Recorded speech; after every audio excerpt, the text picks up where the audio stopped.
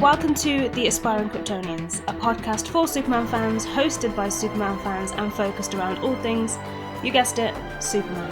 After all, we are aspiring Kryptonians. From comics, TV, film and animation, each week we discuss our thoughts on the latest releases, news and even some retrospective reviews.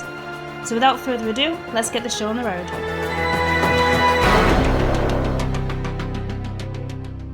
Hello and welcome to episode 4 of The Aspiring Kryptonians with me, Tasmin and Evan. Hello. I hope you haven't missed us too much because we technically did skip an episode last week, but we are back this week with a lot to cover and a potentially slightly extended episode, so I hope that we can fit it all in. So just to go over the topics that we're going to cover in this episode. So the latest Superman comics, which include Action Comics 1029, Batman Superman 16, and Truth and Justice 2, or if you read digitally, 4, 5, and 6. I'll clear that up when we get to that topic because it's a little bit confusing. We're then going to give a quick mention to the following, which is DC Round Robin, the Suicide Squad trailer, the new Black Adam release date, Godzilla Vs Kong, and the Falcon and Winter Soldier. So yeah, I wasn't kidding when I said there was a lot to go through. So just to get the newsy bits out of the way so we can go into more detail on the Superman comics later on in the episode. So what did we think of the new Suicide Squad trailer? They actually did 2. Have you seen the newest one? I have. Yeah. They're both very interesting.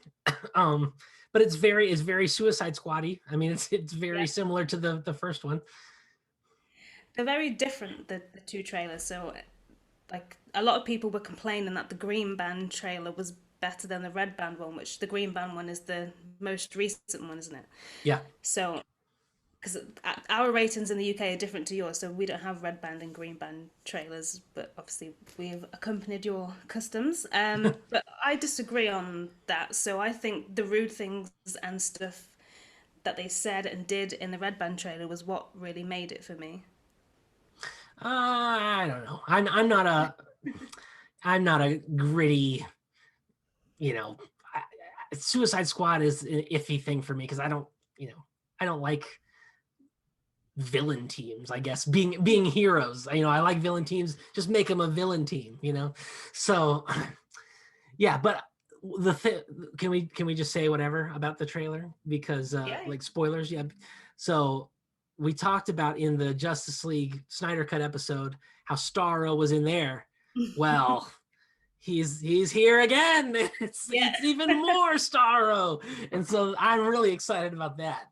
That's awesome. I was not expecting to see him because, well, I wasn't. So it was a nice surprise, but it kind of it's nice because he was on the first ever Justice League cover where they're acting as a team, even though this is the Suicide Squad film.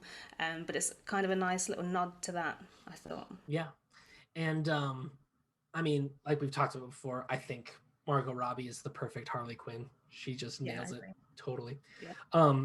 Very interesting to see Bloodsport in there. He's a Superman villain.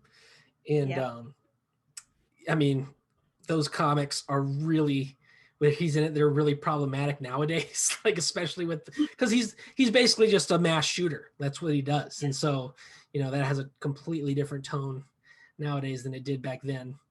I really like the trailer and I think it looks fun. And despite what people say about James Gunn, I know he messed up with tweets and stuff that he did years and years ago, but obviously Disney have forgiven him since then and whatever. But he really does do a great superhero film where they come in together as a team. Like I really loved the Guardians of the Galaxy films as well. Yes. I thought they were really fun, and to be honest, I didn't really know anything at all about the Guardians of the Galaxy as individual characters, but I got to know them from those films. Same and here. I really liked them, and I think that's probably the same with a lot of these characters that he's brought into the Suicide Squad. So though I do read comics, I don't necessarily delve off too much away from Superman because I'm just trying to cram in as much Superman content as I can. So I haven't read a lot of those comics, but well, you've got at least 3 Superman villains on this team. You've got Bloodsport, you've got King Shark. He's not necessarily a Superman villain, but he's a Superboy villain. Premiered in Superboy, Connor Kent. comics, and then Mongal, we get a cinematic version of Mongal before we get Mongul. What is going on with this? Yeah. That's They just didn't so really show her crazy. very much either. They just showed it like I don't even think she's in the red band trailer. I think she's only in the green band trailer. Is Yes. that right? Yeah. Yeah. Mhm. And And it's only for like a split second. Yeah, and John Cena he's great. Like I know nothing about that character, but I just love his delivery is hilarious. Like I Yeah. cherish peace with all my heart, and I don't care how many men, women, and children I have to kill to make it happen.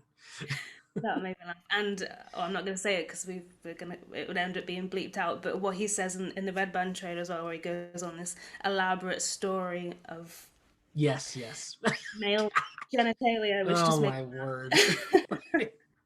It's just like he's so unaware of what he's saying. He's just Yeah, like, I'm gonna make my point and I'm not gonna think about yeah. it. And he just goes off on a tangent and thinks of rat catchers, and he's like, "What?" So And I know nothing about her, but she looks very interesting.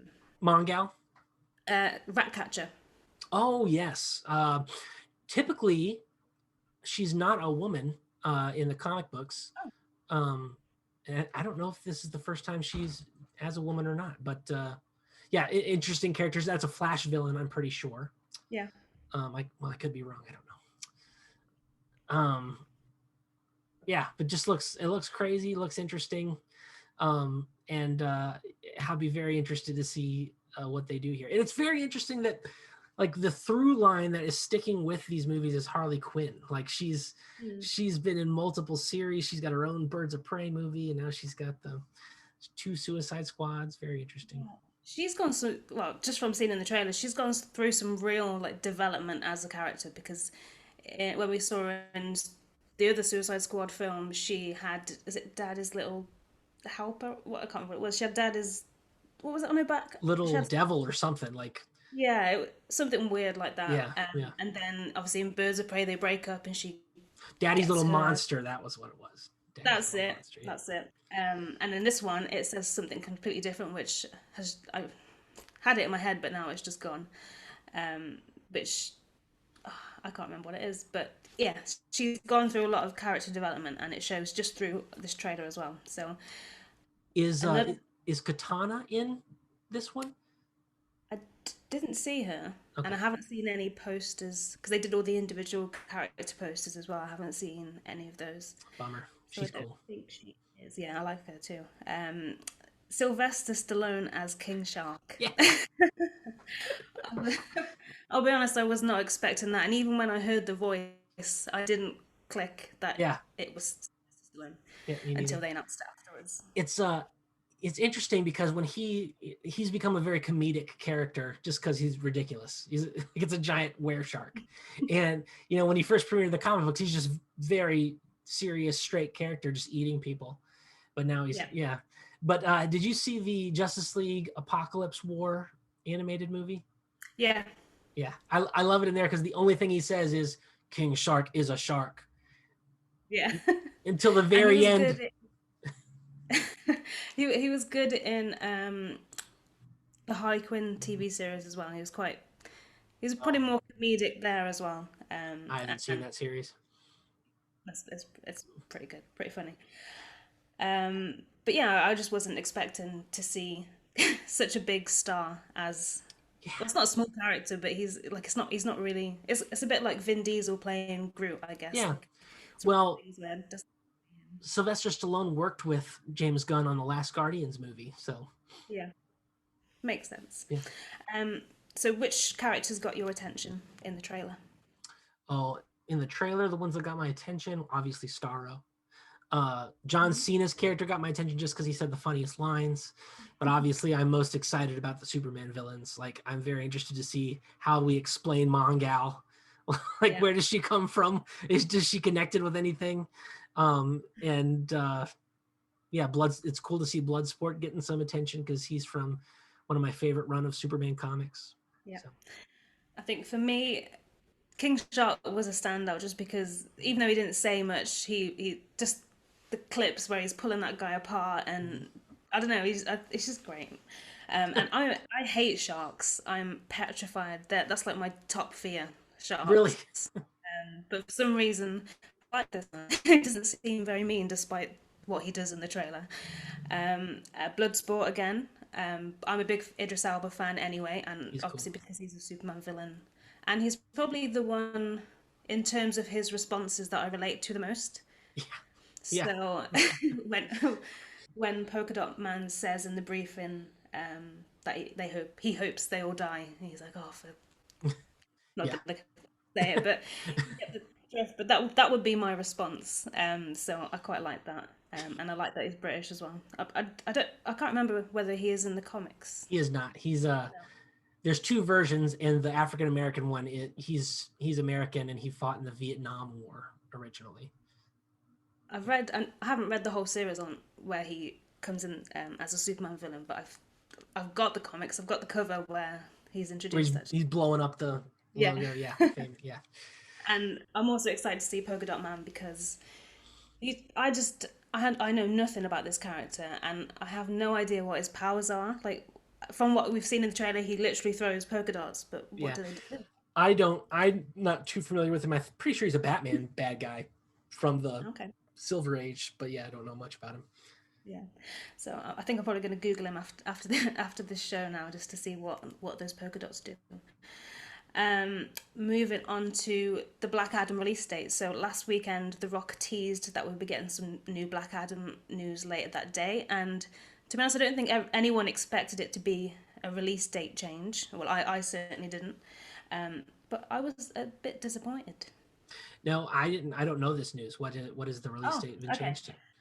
Okay. So the release date has been moved forward, which is good because so it's now the 29th of July 2022, Okay. whereas before it was the 22nd of December. Huh, So okay.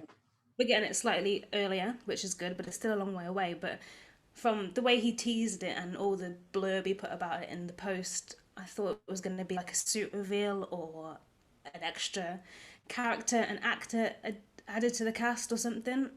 For Yeah. example, Henry Cavill as Superman being back, Let's like do it. in the suit, because we've seen that photo of them. I think they're drinking whiskey or tequila or something together. Um, The actors. yeah, so that was Okay. like maybe 2 years ago. So I thought something was going to come of that, but nothing has as of yet. Hmm.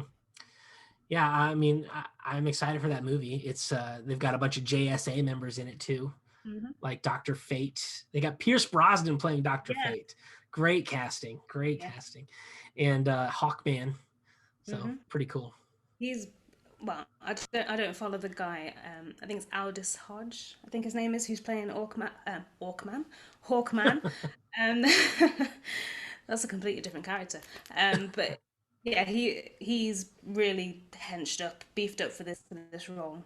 Obviously he's nowhere near big as The Rock, and I think anyone would struggle to meet that. But yeah, he's given it a good go. But what I'm looking forward to in this film, and I know it's not going to happen in this film, but it's probably going to set it up. But eventually, we're going to see The Rock, the nicest guy in Hollywood, according to all the tabloids and stuff. He's literally going to be beating up a bunch of kids. Yeah, yeah. Well, they're not gonna look like kids while he's beating them up. So, They are. yeah. Well, Uh, are they? Because a lot of time is passing and those actors are growing up. So he might be I beating guess. up a bunch of teenagers. Well, I think Darla, she's definitely still going to be very young. Yeah, the smallest one. Mhm. Yeah.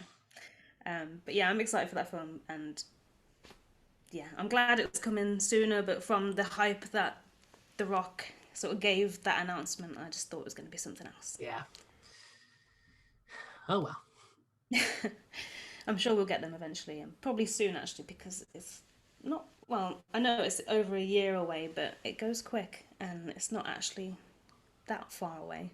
It goes quicker with COVID Yeah, being stuck in the weirdly. house. Yeah. All right, so from this point, I'm issuing spoiler warnings, so please do not listen any further if you have not seen the films or read the comics that we're going to talk about. So, first up is Godzilla vs. Kong. What did you Mhm. think? I did not like it at all. And I no, and I love Godzilla 2014. It's one of my favorite movies ever, and I really liked the second one, Yeah. Godzilla King of Monsters, and I liked Kong Skull Island. Hated this. What? Well, considering you loved the other ones, what was it about this one that you didn't particularly like? All right, so I sent you that image, that my one image review of Oh yeah. Godzilla versus Kong, which is a picture of a man uh, water skiing over a shark, which is the term. It's jumped the shark. Are you familiar with that term? It's No. it's a cinematic television term because on the show Happy Days, they were just dive bombing in the ratings and they were trying to do something to pick it up. And so they did a thing where the Fonz ski jumps over a shark, and people are saying, well, that's the point where the show just went off the rails and it didn't resemble what it used to be. And so that's what they call when something goes completely, it's gone too far, it's gone to a crazy land, and it's nowhere near as good as it used to be. They call it jumping the shark, and that is what has happened, Okay. in my opinion, to the Godzilla movies, because man, like everything is like super sci-fi now. All of the technology has random lights that they don't need, like it looks like Tron, just Yeah. lights lining everything. They King Kong uses an axe. You go into the center of the earth, and you're telling me there's a civilization that used to be there made of King Kongs who fashioned an axe and learned how to use nuclear power. I admit I was not Like, expecting to see that. come on. And I love Mechagodzilla as a character, but it just seems so cheesy in this, the way they executed it. So yeah, it turned from like my favorite movie, Godzilla 2014, which is a very realistic, cool, grounded look at Yeah. Godzilla, and now it's just Saturday morning cartoon bonkers bananas. Well, I loved it. Yeah. I I love big battles between big monsters. Any big monster film, like count me in. I love Godzilla too, and I've actually got quite a long history with the character. Probably longer actually than my history with Superman, which is rare. So whenever I think of Godzilla, I think of my little cousin. He's only a few years younger than me, but when we were kids, he was obsessed with Godzilla, and he used to run around the house roaring with a tea towel shoved down his trousers as that was his tail. Nice. So that's what I remember. um, but yeah, I liked it. I think it was. I love the action and the fight sequences between the two monsters. There's a few things from the really old Japanese films that they recreated in this one.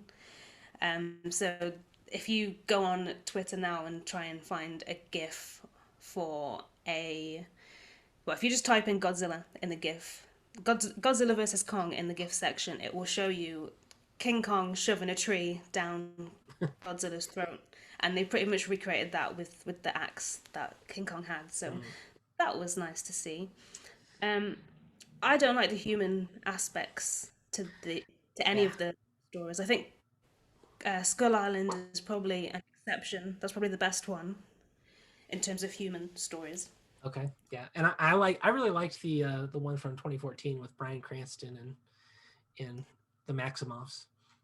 I've I've seen it, but I've only seen it once, and I don't think I probably need to rewatch it because from my memory, I don't think I enjoyed it very much, which is why I probably can't remember it. Um, but yeah, I My don't remember. I mean, I liked the fights. My only complaint was like in the 2014 one, what they did was they only used camera angles from realistic points where you could actually put a real camera, Yeah, you know. And so that really, it makes it look like the camera's on the ground. It makes it look like you're actually shooting the footage, which makes the monsters look huge and scary. And in this one, I mean, they're just full frame, and yeah. you at some points you forget, oh, that's a city they're fighting in because it's so, Mhm. it's so far removed and they're so big. Just the camera work, it kind of just takes away from the fights. But the actual fights themselves, they were sweet, they were awesome. The camera you mentioned from the Godzilla, the first one, that I remember that reminded me of Cloverfield, and Yeah. that very much the sense that I think the reason I didn't like it so much is because you don't really see Godzilla all that much, considering it's a Godzilla film, Yeah. and I think that was probably my main criticism as to why I can't remember it very much and didn't enjoy it very much, and that's why they cut down the human part quite significantly in the other films, which I was quite happy with because I love King of the Monsters too. Mm. That was, I didn't go and see it like when it came out, and I wasn't expect because of the first Godzilla, I wasn't expecting it to be that good, but I was blown away with that film. But this one's not as good as that one, I don't think, but It's it's King of the still very good. Monsters. Yeah. Yeah. Yeah. Um, the one bit of human interaction I did love was the little girl interacting with King Kong through sign language. That was really sweet. Mm. No? I hated it that King Kong knows No? sign language. I hate that he knows sign language. No, I don't like that at all. I like having the little girl like being a calming influence on him because it Yeah. reminds him of the people he used to protect, but I did not like that he knew sign language. I I love everything about the 2014 one, like, and including the way they got the monsters to fight. They just Mm. lure them into the same area, kind of, and then Yeah. they go at it, and they didn't use sign language. I like that. And then, Um, how does this company have enough money to build a giant high-speed magnet train from Pensacola, Florida to Hong Kong, China? How do you have that much money? I will say my biggest critique of the film is all the sci-fi-esque stuff. That just, yeah, that was a bit too much for me. Like that didn't need to happen, and I think didn't they go through like I don't know where they even went, but they ended up on I can't remember what it's called. Where The King Hollow Kong? Earth? That's it. What was that all about? How did they get? I just Yeah, don't get it. they went through an actual wormhole. Why is there a Yeah, wormhole? Like, yeah.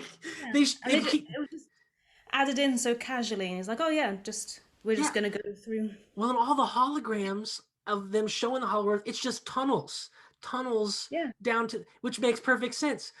Why is there a wormhole? Like, where did it come from? Why is it there? yeah. That was my biggest critique, and that kind of took me out of the film a little bit. But yeah, other than that, I loved it. But there was very much a Batman versus Superman moment Oh where yes, instead of saying Martha, they just roared in each other's faces and were like, "Yeah, let's call it quits." Mothra.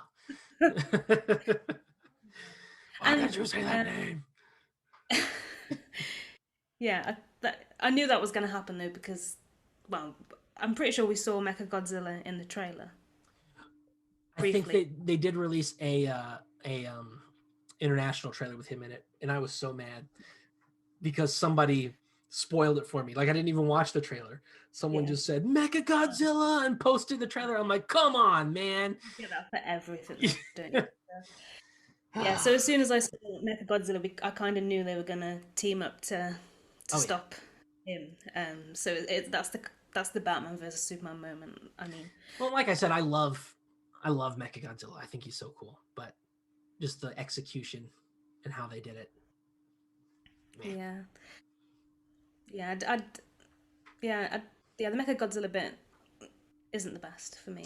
I like the bit where they're fighting in, I think in Hong Kong, I think it is, and the destruction is like mental, like Yeah.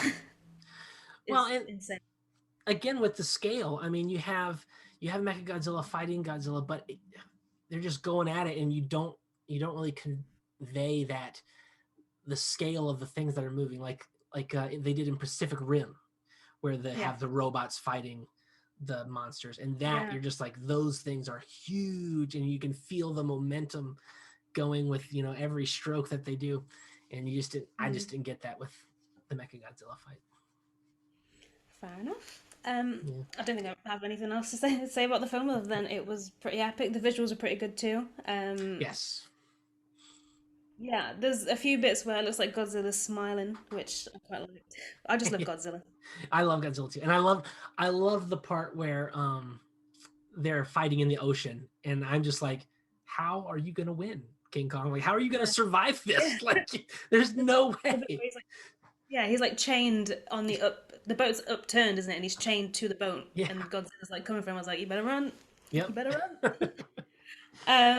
Okay, so this I think is the first time we're going to discuss Marvel on this podcast. But Oh I've been boy. watching The Falcon and The Winter Soldier, and I just Mhm. wanted to get your thoughts on that if you've watched it. I have, and Oh, I'm enjoying it. It's yeah, very similar to the Winter Soldier movie in tone, I thought, and which yeah, makes sense. And yeah, the acting's great, the story's great, special effects are awesome. When they're doing that flying opening scene, I was yeah. like, this is a show. Like, it's just full on cinematic budget, amazing. Mm-hmm. Yeah. Um, I've watched all the episodes, so there's three so far, and I don't feel fully invested yet. I mean, I'm enjoying it, and I like the characters that are involved, which is why I'm watching it. But I feel the third episode, which is the most recent one, was the best so far, and it's probably the one that I enjoyed the most. Um, Yes.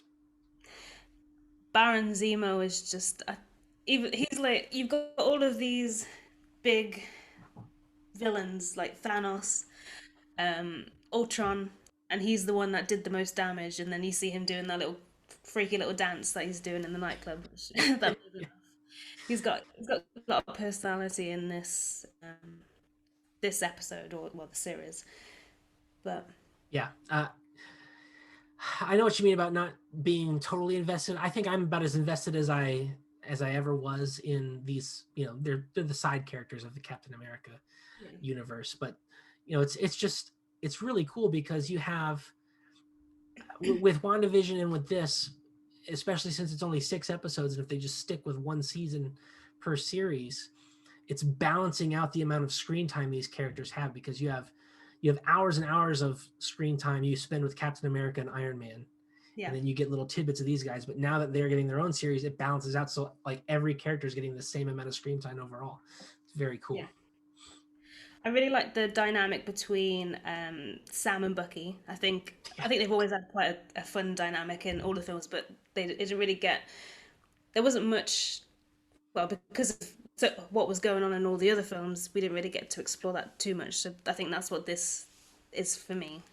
That's why I'm Yeah. enjoying it so much, and I love the whole reluctant bromance thing that they've got going on. It's hilarious. The yeah, the Sharon Carter stuff that took me by surprise because she used to be so nice and sweet, Yeah, and she used to be like she's like a female Captain America yeah, with just her moral fiber, and now she's like totally off the deep end, and she's completely different. So I'm interested to see where that goes. yeah, Um, and yeah, because the very last scene with her and she's getting in the car and she's being all shady. So Maybe yeah. she's the power broker. Oh, I Yeah. didn't think of that. Mm. My, Possibly. my wife thought of Um, that. I'm like, oh, you're probably right. yeah, yeah. Um, I think the she might. the scene I was invested the most in was when Bucky went on that date with that girl in the Yeah. bar. I'm like, oh, this is sad. It's very touching. I, I think Bucky is my favorite character in, well, out of the Captain America side characters and in this series. So it's it's rare, but I quite like to see him living a normal life, Yeah. or as much as he can, I suppose. But I don't think we're going to see very much of that anymore because he's back to his old ways. It seems. Well, how about that therapy scene with his therapist Yeah, where that was good. the cameras are like attached to their faces? Like, like it's just you can only see like their eye and like the top of their mouths as they're talking.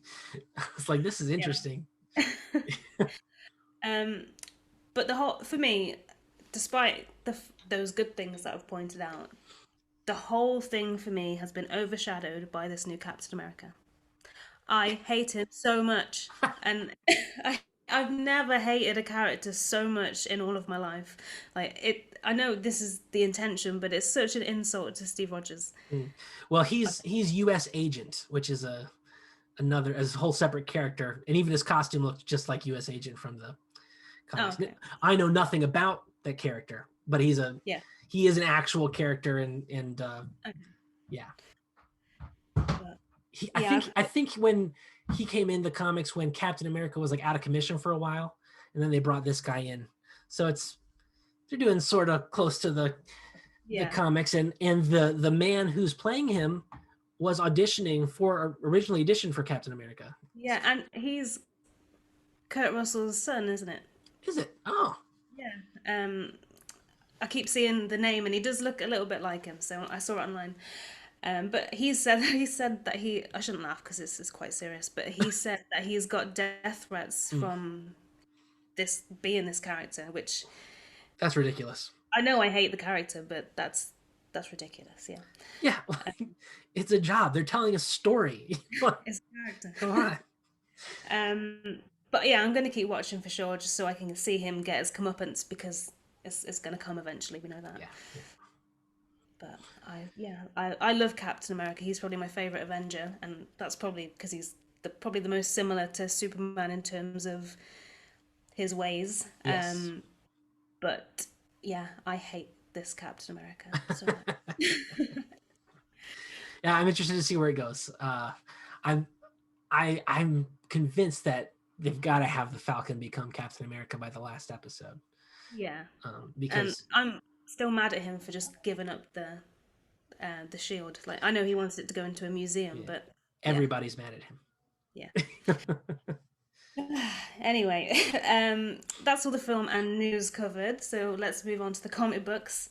But before we get into the Superman comics specifically, I just wanted to bring up the DC round robin, which Oh yeah. to me it sounds like nothing. Sounds nothing like what it actually is. So whenever I say it, I think of the Jackson 5 Rockin' Robin song in my head. So basically, DC are giving us, the readers, the opportunity to choose one of the next DC titles, and it's all done through voting, and there are 16 titles in total. That's quite hard to say, actually. Just too many T's. And several different voting rounds. So I'll just do a little list of all of the titles. There's a lot, so bear with me.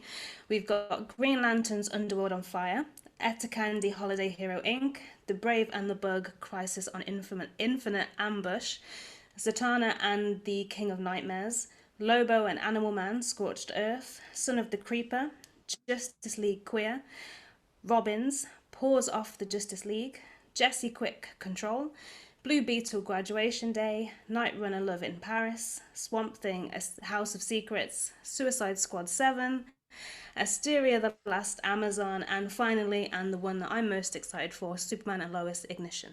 Yes, and the way they're doing this isn't just a straight up vote. It's a Yeah, it's a tournament style bracket system like March Madness, where you're voting between pairs, and whichever one of that pair wins moves to the next round. yeah.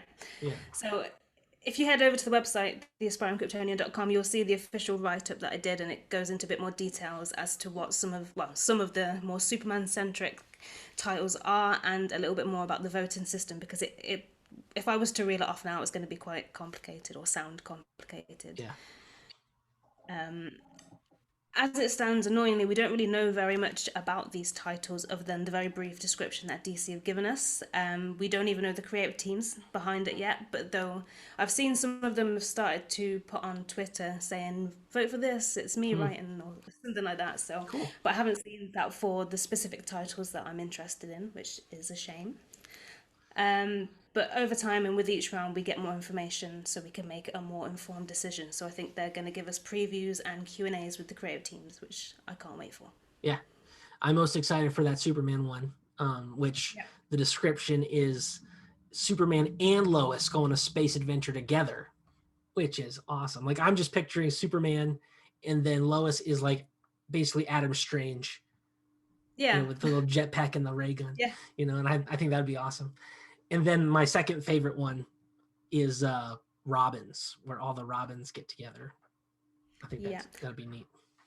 I think, as you can probably guess, the ones that I'm most excited for are the ones that will feature Superman or members of the Superman family, like Paws Off the Justice League, which is obviously the super pets, and anything crypto. I'm here for it because I love him so much. But I'm also excited for Asteria, the Last Amazon. So obviously in Wonder Woman 84, we got a glimpse as to who she is and a little bit about her backstory. So it'll be interesting to find out a lot more about her. It'd be interesting if they model the character after Linda Carter in the comics. Yes. It'd be very Yes. interesting. I am not excited for the Super Pets. No? No.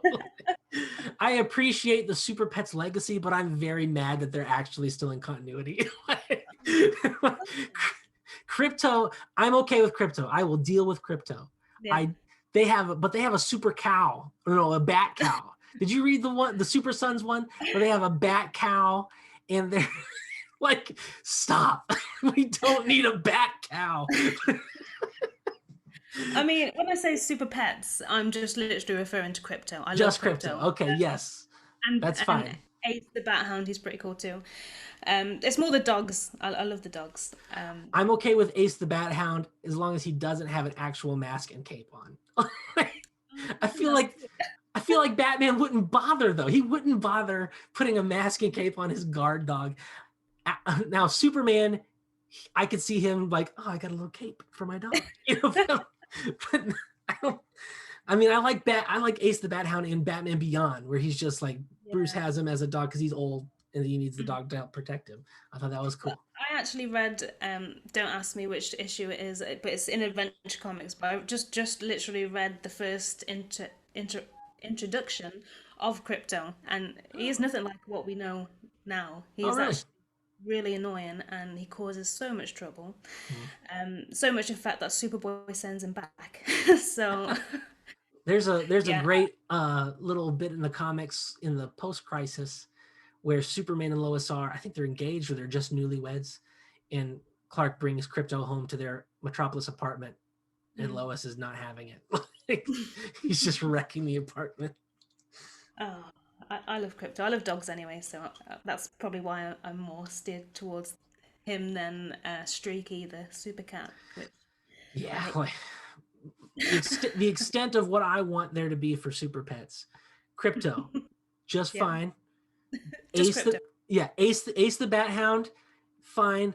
Don't give him a costume, just make him a Bat Hound. And then Streaky, just make him Supergirl's cat with no powers. She just has a cat. His name is Just a cat. Streaky. Yes.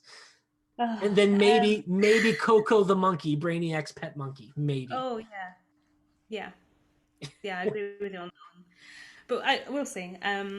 But the most annoying thing for me so far about this DC round robin thing is that the two titles that I'm most excited for are pitted against each other, so only one of them are going to move forward. So Oh that's no. Syria and Superman and Lois. In the first round.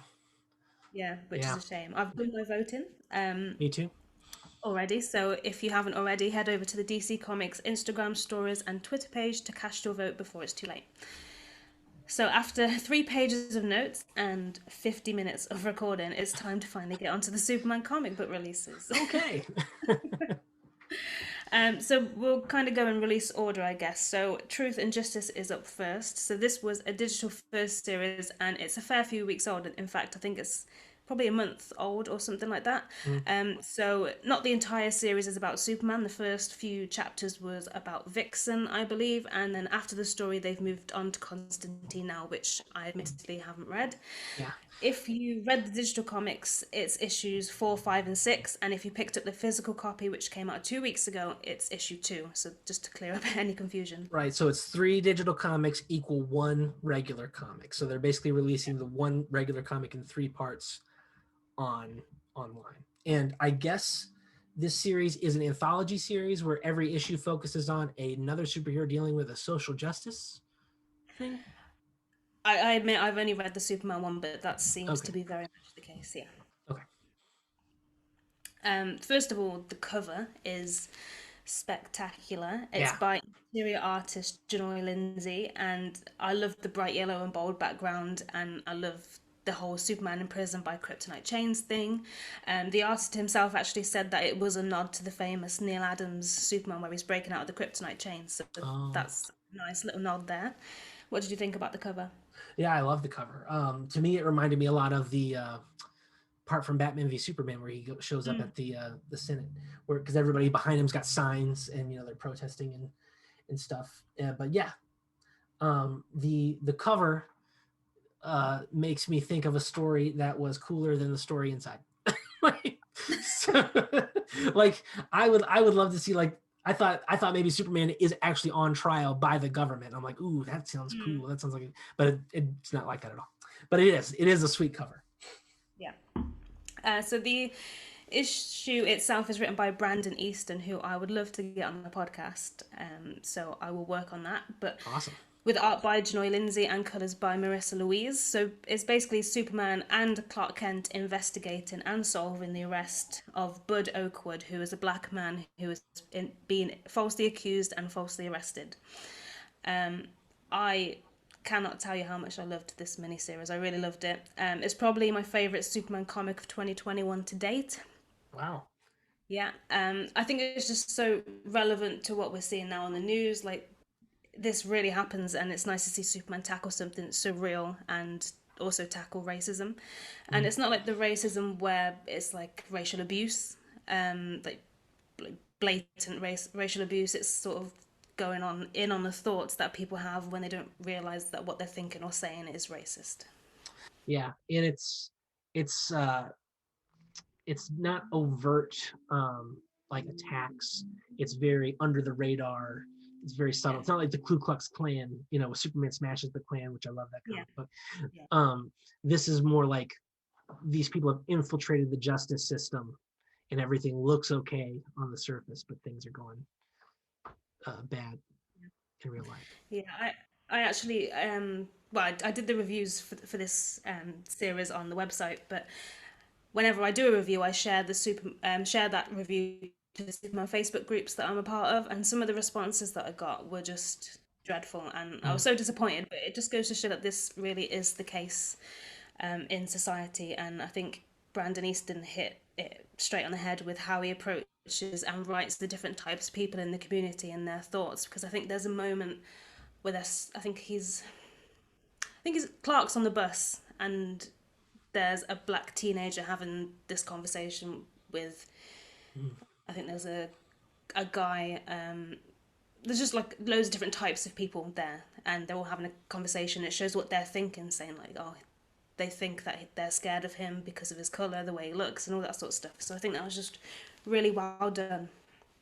Yeah, yeah. The message is awesome, and so the story execution is good. Um, Mhm. I only had two things that I was like, oh, I wish they would have changed this a little bit. One was the guy just is able to have kryptonite handcuffs. Like, where did you get those? Like, how did you like kryptonite's supposed to be really hard to find, or else everybody would use it. Like, and this guy just has them. So I was like, I wish they would have. And this ties into the other thing, is I wish this story arc was longer, so that Mm, so that way it could be fleshed out a little more. Like, one of my favorite arc, like, because I love it, I love escapism and sci-fi, and so, but I like it every once in a while when the comics really dip in to a real yeah, world thing, like, because most of the time in science fiction or fantasy you're addressing real world issues, but it's dressed up as a yeah, sci-fi problem or a fantasy problem, and that allows readers to experience these things and empathize with these things in a way that they normally wouldn't. But yeah, every once in a while, I do like it when they dive in and just say, "Hey, we're just going to show it as it really is," and have a yeah. superhero deal with that. And one of my favorite arcs of that in Superman comics is there's an arc in the 90s where Superman is dealing with the problem of domestic abuse, where his next door neighbor in his apartment building is beating his wife, and Superman he's trying to deal with, like, how do I deal with this? I can't just bust in there as Superman and knock him around and tell him to Happens in stop. Action Comics #1. Yeah, but he deals with that. Like, he does it that way originally, and it doesn't Mm, work because the guy just comes back and keeps going, and like he just can't. He's wrestling with how he can do that. And the thing about that was the main story arc with that goes about 3 issues, and so you're able to really dive into every facet. You're really able to develop all the characters, all the side stories, and they set it up like 2 or 3 issues before where you're seeing little traces of what's going on, okay. and then they open it up to the full thing in those 3 main issues. So I my only thing was I wish this would have been something like that. Like, I wish we could have told this story in the main Superman books where you have that time for that setup and that development. Yeah, Um, definitely. because But when it's so concise like this, and when it's just like a laser beam focus on the thing, and it kind of feels like an after school special in a way. But yeah, I don't think there's a way to get around that if you're just trying to tell this story and deliver this message in one issue. yeah. Um, yeah, I completely agree.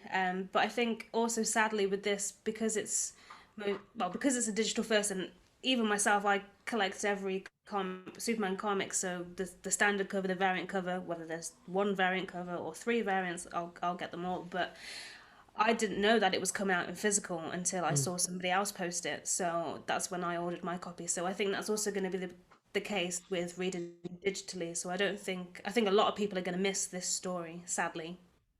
Yeah, well, Not hopefully purposely. they'll grab the one that's still in the stands, and Yeah, of course the digital ones are up there forever. yeah. But I know they're doing another one of these series with the Super Sons, and I'm gonna get that one Oh, okay. because I love the Super Sons.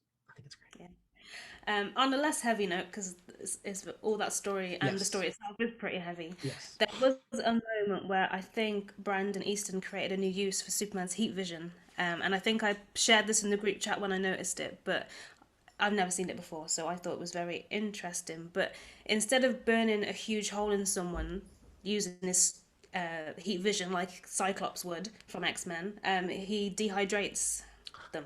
Yeah, that was very interesting. Yeah. I don't think that's ever been used that way before, has it? Not that I know of. I mean, I've seen him use it to, like, when he met Jimmy Olsen one time in the snow, he uses it to like heat him up a little bit and keep him warm. And I've seen him like he's able to focus the heat not as a beam but as a point where he's looking, and so Yeah. it goes into somebody's brain, and like can mess with that stuff. But yeah, I've never seen him. It's like a combination of those things where Yeah. it's like a full spectrum thing inside somebody to get. Yeah, because when you think of the heat vision that Superman has, and I think, well, we have seen it used in different ways, but it's mostly just that really strong beam that just burns through and cuts through anything and everything. Yeah. But yeah, I thought it was very clever and I really enjoyed it. But it was, yeah, overall a really, really, really good story. And actually, like I said before, my favourite so far for this year of Superman comics. And I hope we get to see more of Easton's Superman. On to Action Comics 1029. Mm-hmm. So, straight up, the variant cover, first of all, is Oh, impeccable. the wraparound one, The or that it's was last issue. say again. Was last issue the wraparound cover with the whole Superman family? Yeah, that was the issue before, but this one is by Julian Patino Tedesco, and it's like it's just Superman, and it's got his cape flowing in the wind, and it kind of goes over his face a little bit, and it just reminds me of George Reeves as Superman. It looks very classic, and it's Oh yes, okay, now I see it. I hadn't seen this one. oh yes, I love it. Yeah, yeah, you're absolutely right. It totally reminds you of George Reeves. Hmm. But the issue itself is written by Philip Kennedy Johnson with artwork by Philip Hester, inks by Eric Gapster, and colours by Hi-Fi. And it opens up with Superman and Superboy continuing their fight to seal the breaches that have been mysteriously opened up. They find people stranded and in trouble, which is where they find out as well how to close these breaches and why they've been opened up and who has opened them up. And once again, we see John sort of worry for his dad after learning from his time with the Legion in the previous issue that this is one of the last documented adventures with his dad. But obviously, we know Superman's not going to give up that easily. But yeah, what did you think? I liked it. It seems like you could have fit the last issue and this issue into one issue, and I think you probably could because they have those backup stories. Um, Mm. but yeah, Oh, it's very interesting. I think it's just really kind of like a James Bond sort of opening where you're like jumping into the middle of an adventure because there's no setup for this alien invasion, this breach thing, and I think this is a primer to get us ready for his big arc that he's been yeah. teasing with Superman going on an interstellar adventure. Hmm. Um, and I think it seems like it's going to tie into the future state stuff, because we get the villain reveal at the end where it's Yes. Mongol. And if Yes. you've read the Superman villains special where they show all the villains' reactions to Superman revealing his secret identity. This is the Mm. new Mongol. It's Mongol's son who killed his father. Harsh. Yeah, Um, I really like this issue. Yeah, like I said, it kind of follows on very well from the previous one in terms of explaining the thoughts and feelings between Superman and Superboy John Kent from the events of the Bendis run and what's happened when he's been with the Legion. And I think last time we discussed, well, when we talked about the previous issue, we said we hoped that John didn't try and interfere with everything. And although he does a little bit in this issue again, it doesn't go the way that he thought it was going to go. So even with such a harsh subject for him, Superman is still giving hope to his son, which I really liked. yeah. And I forgot what I was going to say. I'm flipping through the comic book as we're doing this. Oh, well, yes. The narration that Philip Mm. Kennedy Johnson is giving us, and I don't know if I can't remember if this is Superman supposed to be talking or John Kent's supposed to be talking, but it's talking about how we as kids we think our parents are invincible, and that's we're supposed to think that, but then we learn later that they're just as human as the rest of us, and it's especially poignant when you're talking about Superman, a man who theoretically is invincible, Mm-hmm. but now we're learning, even he is fallible. Yeah. I just love seeing the pair fight together. It makes, even though I'm not a part of their family, sadly, it makes me so proud to just see it and read it, and you can really see the Superman traits rubbing off on John a little bit because in some of the Future States titles, and I cannot for the life of me, no, I think it was Infinite Frontier issue 0. There was a lot of the characters were skeptical about John Kent and his ability to be as good as his Yeah, dad, and I think this series has kind of given him he's kind of proven himself without knowing it. yeah. um yeah, I'm just very interested to see the next bit of what's going on, because this 2 issue story has been very isolated. It's just been Superman and John, so we haven't seen Lois or Perry or Mom, Pa, or anybody like that. And so I really want to see how much of the status quo from Brian's run that is going to carry over, or how much time has passed. Um, I just want to get my bearings a little more, but Yeah. yeah, but it's great, and the art is very, very good. I'm reading another story by this artist called Family Tree by Image Comics, and the art's it's the same. So I was like, yeah, this is cool. Yeah, he's definitely got like a unique style, and it's all very vibrant and bold as well, which I quite like. And Yeah. it's quite compared to some of the other comic artists, it's quite cartoonistic, which Yes. I like. Yes. Oh And every well, time oh, go on. I was going to say one of my favorite artists is Ed McGuinness, and he's very cartoony, and I love it. Yes, Yes. it kind of reminds me of his work as well, actually. Um, and finally, on to Batman Superman 16. I haven't read this one. Oh, oh no. Okay, I don't want. There's a lot happening in this. Well, Um, I'm not collecting this book actively, so okay, I'll read it on DC Infinite, so you can go ahead and spoil it. okay, I feel bad. Okay, so this one's written by Jean Luen Yang, who is the writer of Superman Smashes the Klan, with art by Ivan Rice, inks by Danny Mickey, and colours by Sabine Rich. First of all, I am so happy to see Ivan Rice back drawing Superman again. I will say this now, he is probably one of my favourite Superman artists to date. He draws such a great Superman, and one day I would love to own a piece of his original art because his Superman is amazing. I love it. Awesome. The variant cover on this is a standout for me. I don't know if you want to quickly get it up. Yes. Which issue is this? Batman Superman 16. Okay. So the variant cover is by Greg Smallwood, and it feels to me like it's pulled straight out of the Fleischer cartoons. They both got a real classic look about them, like Batman and Superman, which is Oh quite yeah. with the story, which I love. Yeah, this is great. To me, it reminds me of Batman the animated series, with Yeah, Batman's cape draped in front of him. it's Which, the very classic poses, and well, because it's kind of there's not too much detail going on, so it makes it feel that little bit more yeah. classic and retro to me. Hmm. Um, Now it's going to be hard to explain if you haven't read it, but it's very. Well, I won't go into. I kind of know a little bit. Like it's supposed to be set. These are alternate versions of Batman and Superman. Yeah, so first of all, I don't think I've ever seen this before, but the way that it's written is very unique. So essentially, there's two separate stories, but they're on the same page. So at the top of the page, you've got the Superman story, and at the bottom, you've got the Batman story. Oh, they Um, actually did this something very similar to that in the original Batman Superman book from the 2000s. okay. Yeah, Oh, I was going to say I don't think I've ever seen it before, but there we go. But the Superman one is titled World of Tomorrow, and the Batman one is called The World of the Night. And you can either read them separately and then come back to the other, or you can read them at the same time. So hmm.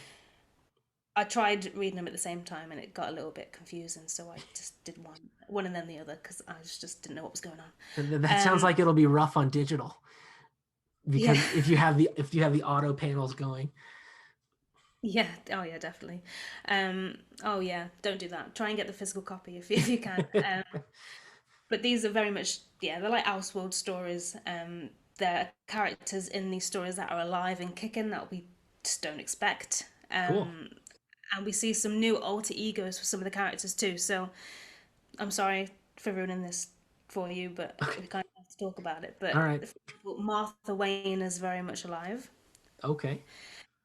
In the Superman story, she is anyway. And Bruce Wayne isn't Batman in the Superman story, which he's just like the Playboy millionaire. But Huh. I don't know whether that's completely or whether that's just what we've seen so far. In the Superman story, Alfred is Bane, Okay. which yeah, I just never ever thought I would say those Yeah. words in a sentence. It kind of works, and Huh. yeah, read it. It's really Okay. good. It's just I love Elseworld stories anyway, even though like I'm a big fan of Superman anyway, as his world is, but I like seeing things mixed up every now and then. Um, in the Batman story, Lois Lane is the villain, Huh.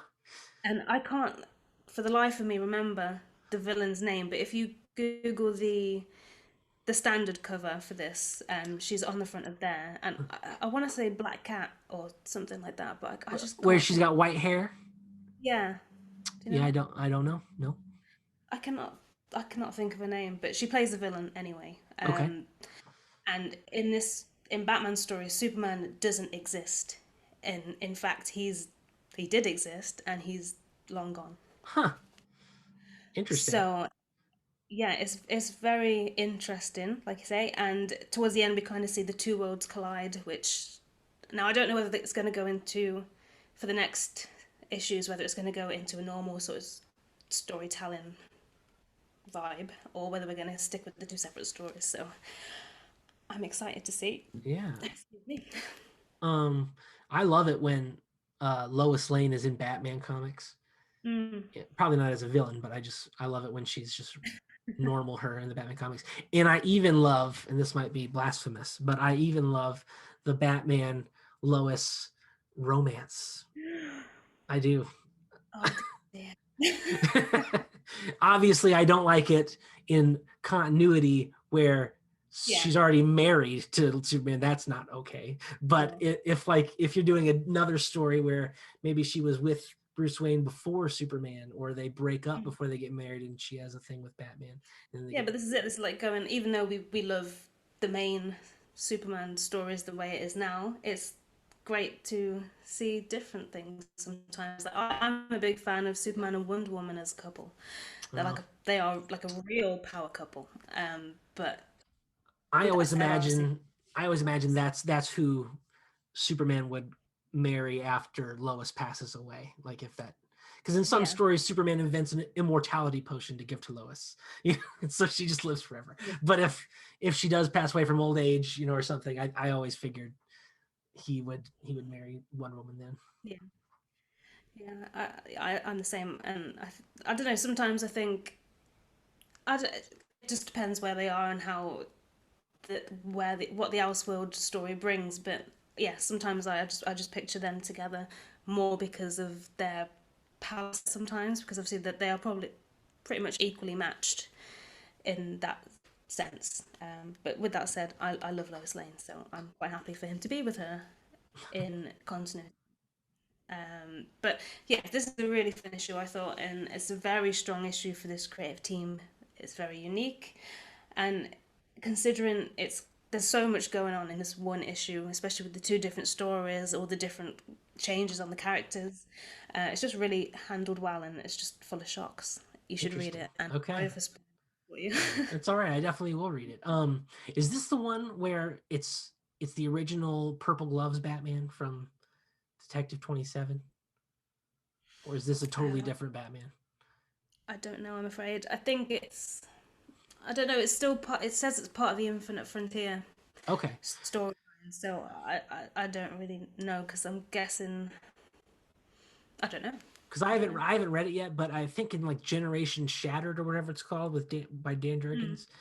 Jurgens, they it's the actual Batman from Detective Comics issue 27, where he's got the purple gloves and the big ears that go, diagonal off his head. I love that Batman. I can't remember. I was happy when Scott Snyder gave him back the purple gloves for a little bit in his Batman run. I do like Batman with a bit of purple because Yeah. yeah, I've been reading World's Finest comics from the Golden Age, and there's quite a lot of purple in his suit there as well. Um, but I think we're going to leave it there. It's been a rather long episode, and we've had a lot to talk about. And Mm. seeing as there's no new releases in terms of comics or TV shows next week, we will discuss Superman vs. Imperious Lex 3, Superman Red and Blue issue 1, and Superman and Lois episode 4 and 5 then. Of course, along with any other bits of news and topics that should arise between now and then. Once again, thank you for all your support with the podcast so far. We've had we've had a really great response and some great feedback. We've even secured our very first guest, so stay tuned on that. Woohoo! So, thank you so much for taking the time to listen. And if you like the show, please do subscribe, leave a review, and share the podcast with a friend. And we will see you next week for episode 5. Bye. See ya. You've been listening to the Aspiring Kryptonians podcast. For more information about us, head over to our website over on theaspiringkryptonian.com, where you can find our social media handles, our weekly written comic reviews, and you can also contact us via the website. A huge thank you to you for taking the time to listen to the podcast, and until next week, we bid you farewell. And remember, we aren't birds and we aren't planes. We are the Aspiring Kryptonians.